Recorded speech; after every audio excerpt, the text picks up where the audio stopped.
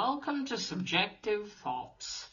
And our book for today is Treasure Island by Robert Louis Stevenson and published by Wordsworth Classics. Now there is fighting, killing, murder, danger, violence, and swearing in this one. So if you are in any way squeamish, you have been warned. Also, spoilers.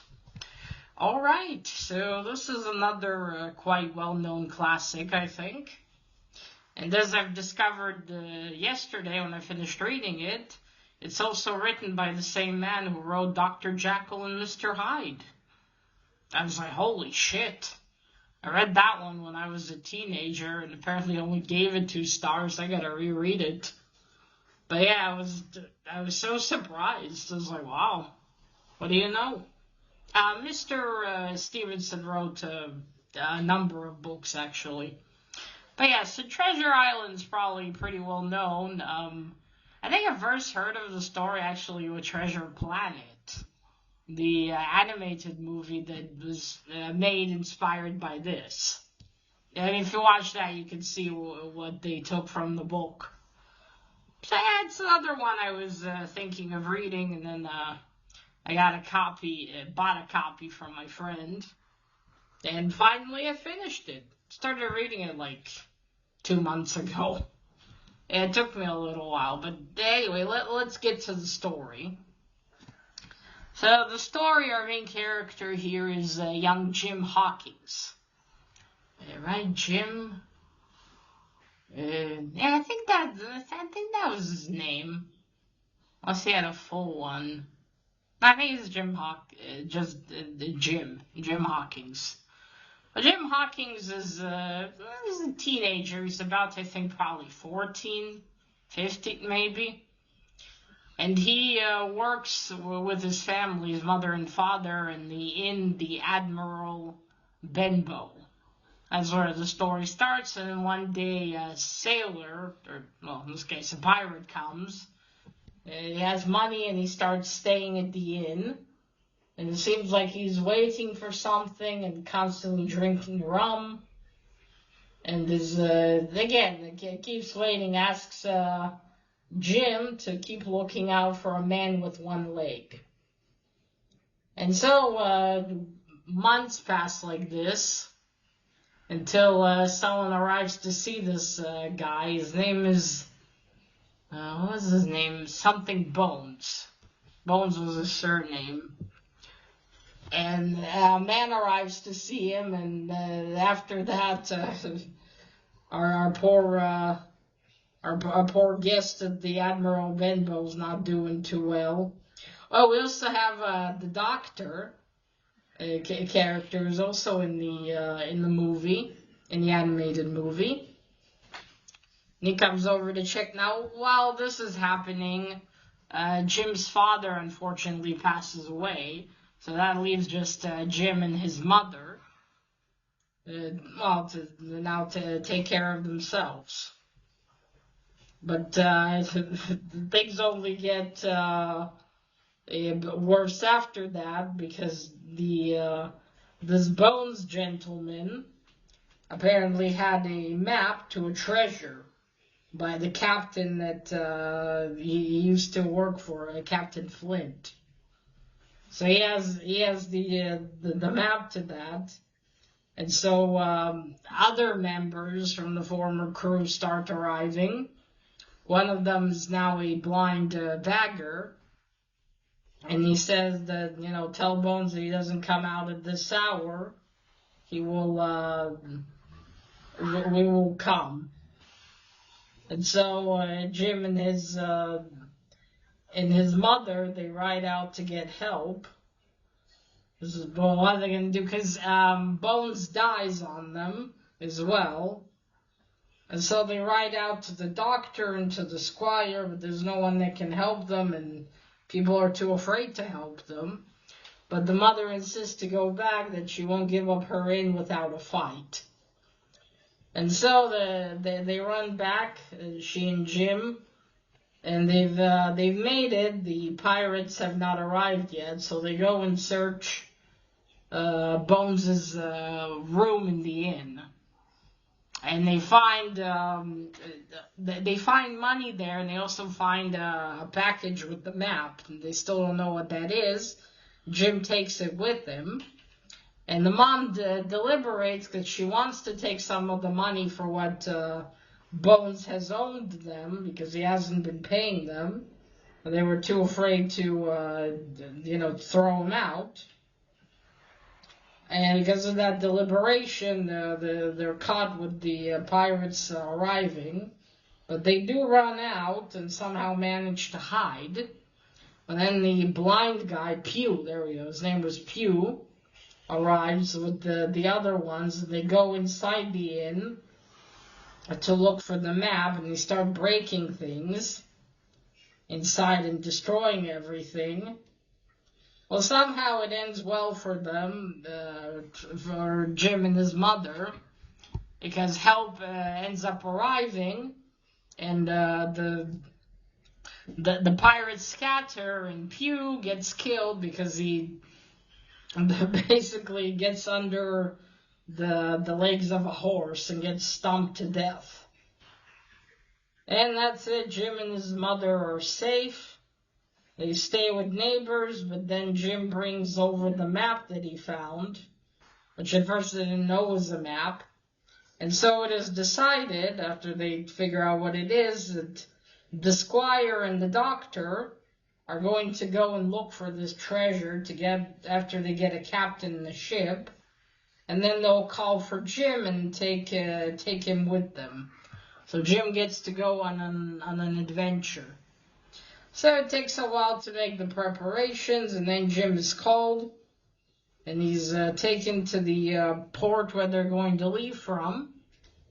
And now he's there with the doctor and with the captain of their ship, and they keep getting hands, and that's where we meet John Silver, or John Long Silver, which is also in the movie as a cool character there. I made him, to be fair, more sympathetic in the movie. In the animated movie. Treasure Planet, I mean. So, Long John Silver manages to charm them all.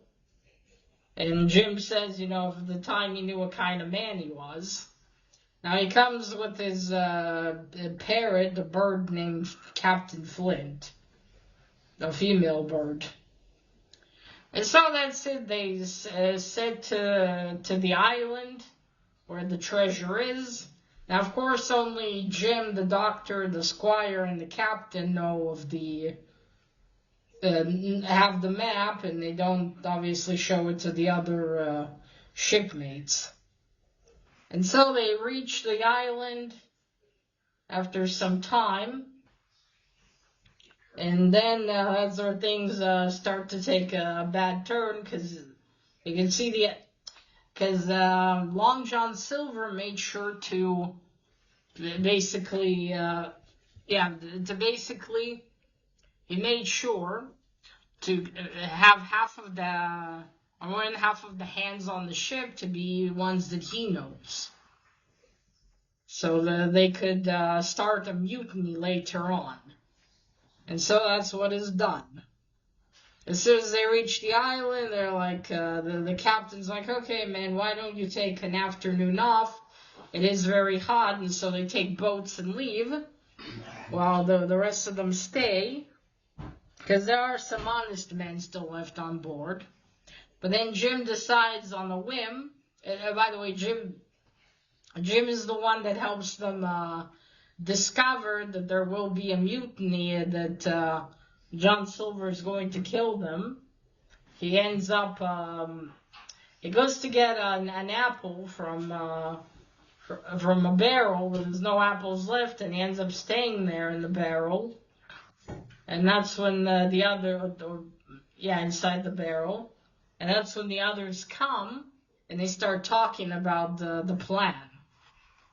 And so he tells everything to the squire, the captain, and the doctor.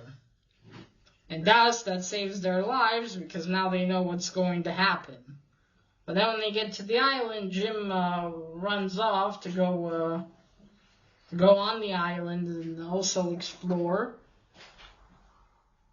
And that's where he meets Ben Gunn, who's someone who was also part of Captain Flint's crew and was basically left on the island with some powder and a gun. You know, in the end to basically kill himself, because he was stuck alone on the island. But he survived. And so after that, there's basically they start a stockade. There's a place there, I think left by Captain Flint, maybe. And that's where the doctor, the squire, and the captain and Jim and another few men, they basically barricade themselves in there, and they're against the pirates. And things get worse and worse. And between the fighting, many men are killed by each other. And then after a few of these days, Jim decides, because the doctor goes to talk with Ben Gunn, because Ben Gunn knows the island very well. He's been on it for 3 years, after all. And the captain is injured at that point, and so it's just the captain, squire, and another man, I think, Gray. There we go, Gray. And Jim suddenly gets an idea, and he decides to basically leave and go and see if he can have the ship, the Hispaniola, the big ship they arrived on, if he can maybe make it leave the sea where they are so the pirates can't use it. And so he goes, because he remembers where Ben Gunn told him that he has his little boat. And he uses it, and he gets closer, and he manages to cut the rope of the anchor. And so then he and the ship basically start moving. But then he's caught in the string with it. And then the next morning, right? Yeah, it was the next day. He goes up. He manages to grab on and get up on the ship. Now there's 2 of the pirates in there, and it seems like they've killed each other. One of them's dead, but then the other one isn't. I think at Israel Hands, that's the one that's not dead. And Jim at first thinks they both are, but Israel Hands is still alive. And so they strike up a bargain, because they need to get the ship back to the island closer so they can use it to leave. But Israel Hands plans to kill Jim anyway, but it doesn't work out for him, because Jim is smarter than that, and figures it out, because he can see that Israel Hands at some point tells him, why don't you go and get me some wine? And he knows that he's basically trying to get rid of him, to go down so he can do something, and he grabs the dagger. But then because of the ship movements, it doesn't work out for him. He throws the dagger at Jim, and it does hit him, but all it does is will scratch him and pin his coat and shirt to the pole. And Israel Hands gets hit and falls to his death. Jim releases himself, and he's looking down, and now both corpses are there. And he packs a few things, and then he gets off the ship. He now knows where it is. And he goes, he wants to go back to the stockade, to his friends, and he quietly, gets there, but unfortunately for him, a nasty surprise awaits.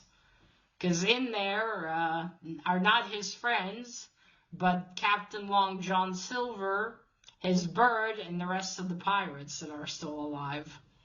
And Captain Flint, not Flint, what was the bird's name, Captain? I think it was... Oh, no, I think that the bird's name was different. I'm confusing it. But his parrot, Long John's parrot, starts yelling, "Pieces of 8, pieces of 8," as he enters in there, and thus Jim is captured. But while he's captured, he tells them, the reason your plan didn't work out as you wanted was because I overheard you and I told everything. And after that, all the pirates said they want to kill him for it. But Long John Silver doesn't let them. And so he's a double-crossing one, because he basically makes a bargain with Jim. I will keep you alive, but you have to remember and basically save me from the gallows. So as Jim learns that apparently the reason they are there was that the doctor waved a white handkerchief at them and basically said, look, you can have, here you go, here's the map, you can have the supplies and everything. And Jim is, of course, very confused, but feels like there's a reason for that. And he's also worried that the doctor will think that he double-crossed them. And then in the morning, the doctor arrives as part of the deal, he checks all the wounded, everyone. And also that evening, there's almost a mutiny on John Silver's hands, but he manages to quell it, at least for the time being. So yeah, the doctor, in the end of his round, says, well, let me speak to Jim a moment. Now, the rest of the crew, they don't want to let him, but Long John says, Jim, you'll give us your word as a gentleman, right? And Jim does, and they go outside. Long John walks him. I forgot to say this. Long John's the man that Bones told Jim to watch out for all those months. He's the one without the leg, but he manages quite well without it. And he joined the crew as a cook to begin with, but he was also part of Captain Flint's, the captain's crew. So that's Watson. So, okay, Jim and the doctor talk, and he tells the doctor what he's done, and he's afraid of them torturing him and then getting the information out of him where the ship is. He tells the doctor where it is, and the doctor's like, oh, Jim, my boy, I know you gave your word, but come on, just jump and we'll run away like antelopes. But Jim is like, no, doctor, I can't. I gave my word. And he tells him the whole talk with John Silver. But yeah, so it is agreed. He goes back, they go and eat, and after that they head out to look for the treasure now. As they were left clear instruction, as they're looking for the particular tree, they'll point them out. As they make their way, they come across a skeleton of one of Flint's crew.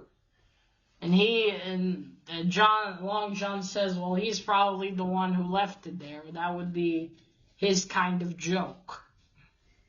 So, because the skeleton's placed in an unnatural manner. And another thing they noticed is that it doesn't have a weapon on it. Someone took away the weapon that the man had when he was alive. I think it's a cutlass, And they're confused by that because Flint wasn't the kind to take it. But anyway, they continue on. But as they're going, because these pirates are superstitious, they start hearing someone yelling and they think, oh shit, is that, maybe that is Captain Flint. He's back. He's going to get us. But Long John is not convinced, and he fakes confidence and then thinks of Ben Gunn. So then, Ben Gunn, by the way, is terrified of him, of Long John. He tells this to Jim when they meet. But still, they continue on, and they finally reach the place. But as they look, the place where the treasure was buried is empty. And Jim is led by a rope at this point, so he won't run away. But at some point, it's funny, because they don't mention when the rope is cut, because a bit later on. But anyway, Yeah, they reach there and it's empty. There's no treasure there. There's only just like one coin. And now as they're heading towards the treasure, at first, Jim can see that that Long John is going to double cross him. Yet once again, he's basically looking for his best deal here.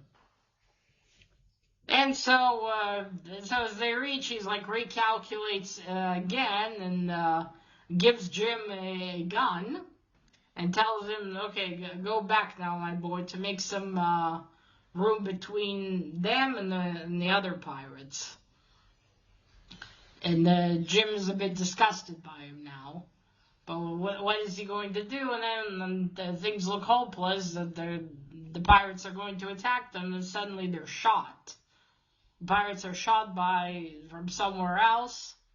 The main pirate that was against Long John gets hit, and then Long John approaches him and finishes the job. And the rest that are, say, how many of them are alive? 3. The 3 remaining run away, and then the doctor appears, and so does Ben Gunn.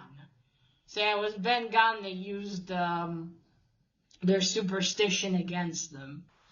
Now, as it turns out, now they reach the little boats before the other pirates, destroy one, get on the other one, and go to Ben Gunn's cave. Okay, so as it turns out, the reason the doctor gave them their stockade and all that, because apparently you could get malaria in there. And as far as food, Ben Gunn had his own meat, goat meat that he would salten, and it was much safer in the cave where he was at. So that's why he traded, and that's why he also warned Long John Silver, get your men out of here. And also, apparently a few months before the Hispaniola arrived, Ben Gunn, without knowing, has found the treasure. He's found the treasure, and he dug it all out. So thus the map was now useless. Ben Gunn had the treasure. Well, that's why this all happened. So in the end, they decide that they leave the other 3 remaining pirates on the island. They, like Ben Gunn before them, they're left with supplies, though more supplies. They have food, medicine, some tobacco from the doctor, and again, powder and guns. And then the rest of them it takes them days to get all the gold coins on the Hispaniola. Obviously, it's a lot of, it's 700,000 in all those coins and currencies, so it's a lot of fucking coins. So they get all that as they're leaving the island. The other 3 pirates tried to shoot at them, so they sit lower after that, and that's it. Now, because there's so few of them now, and the captain is out of commission, essentially, as he's laying on a mattress, he still needs to recover. So they aim for the closest the closest land they can find. And there they hire more men, and they get off the boat for a bit. And at this point, Silver takes some coins and disappears. But out of the whole treasure, he only gets 4,000 coins. And they're glad to be rid of him for such a low price. And so after that, they get another boat and they leave. Their captain decides to retire after that. The man Gray that was with them gets his share of the money, and then becomes later a shipmate of his own, and even gets married and has a family. And there's the doctor and Squire, and then Jim tells him basically how to that day he's still, nothing as terrifying as what he went through back then, and how he still wakes up at night. Wakes up at night from it, and also wakes up as he hears pieces of eight, as the bird would call when he was first captured. And that's it. That's where the story ends, more or less. Or more or less, that was the description. Okay, so first cover. Now this is, there we go. This is the edition I have. That unfortunately it's not on Goodreads. I don't know why. Couldn't find this one. That's a really nice painting. I'd say it's a painting. I'm not sure who this is supposed to be though. On the cover, those the pirates. There's the Española. But it's a very nice painting. The blue around it's also really nice. I like that. And there's the back. It's a little banged up after me carrying it, and I should have probably wrapped it. Okay, now I'm sure there's some details of the story that I don't remember to tell you, and also I didn't say all the names, but because some of them I wasn't sure how to pronounce. But now, for overall the story, I really enjoyed this one. It was such a cool adventure. With Jim, and it's interesting to see what parts they took for Treasure Planet and what parts they didn't. Because I think in my mind I was expecting the plot to go a little like Treasure Island, but it wasn't like that, obviously.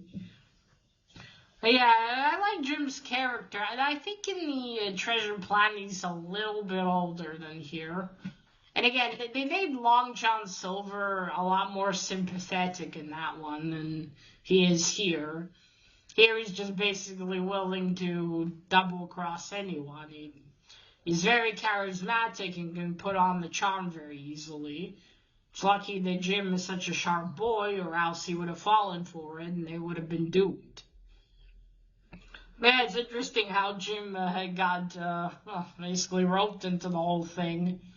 And how he survived the adventure. And yeah, I mean, they got that huge amount of money and coins, but it cost a lot of lives just to get it. And now this is spoilers for Treasure Planet. But in the movie, now, as I said, Treasure Planet, there they needed a version of, with aliens, basically. Where Jim's a human and a lot of the crew are basically all sorts of alien species. And Jim ends up joining a crew, but I think there it's different. But at the end of it, and Ben Gunn is a robot there. I'm pretty sure the robot character is supposed to be Ben Gunn. But yes, so in the robot, it has his memory card, or the thing taken from him by the captain that left all the treasure on the planet. And Jim finds it when they're on the planet, and what this captain planned was basically those who would reach the island is going to explode. And so no one will get his treasure. Now, Jim and everyone manages to escape. And in there, Long John actually gives him some coins and a diamond for his mom's inn. Because in the in the movie it's also destroyed. And then he leaves, and instead of a parrot, he has this little this squishy little alien that floats. He's a cute little thing he is. Yeah, he has that one, and he just again he's a lot more sympathetic and nicer. He still double crosses, but he's showing a lot more care to Jim, and he does end up leaving, but he says goodbye to Jim and leaves his little alien with him. So yeah, again, it's interesting what they took and what they didn't, but overall it was a really cool. Again, a really interesting, cool adventure out in sea and all the things Jim witnesses in the island and treasure itself. And holy shit, how they all end up in there. But yeah, good story. So interesting as by the same author that wrote Dr. Jekyll and Mr. Hyde. I really need to reread that one. But yeah, this was Treasure Island, a really good one. I'm so happy I read this one. And yeah, we also have it here translated to Hebrew. I don't know how it sounds in Hebrew. But yeah, the good stuff. I'm definitely going to make sure to have a copy of it at home because definitely one I think I will reread in the future.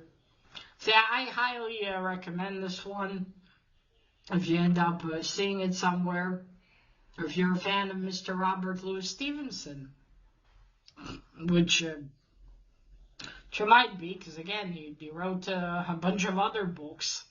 I need to actually go see what else he wrote. There's quite a list there. Alright, so that is it, folks. So let me know what you thought of Treasure Island if you read it, and of Treasure Planet if you happen to watch it. I'd love to hear that too, because I thought that was a fantastic movie. It's a shame it wasn't much bigger than it is. Then on the other hand, maybe it's better that it isn't, because then... Okay, it's not made by Disney, but Disney might have tried to buy it or something, put their greasy mitts on it, and do some horrid live action or something. Ugh. So yeah, maybe it's best that it never did. Alright, so that is it, folks. Yeah, let me know down below, and remember, collect what you're passionate about and share it on YouTube. Bye!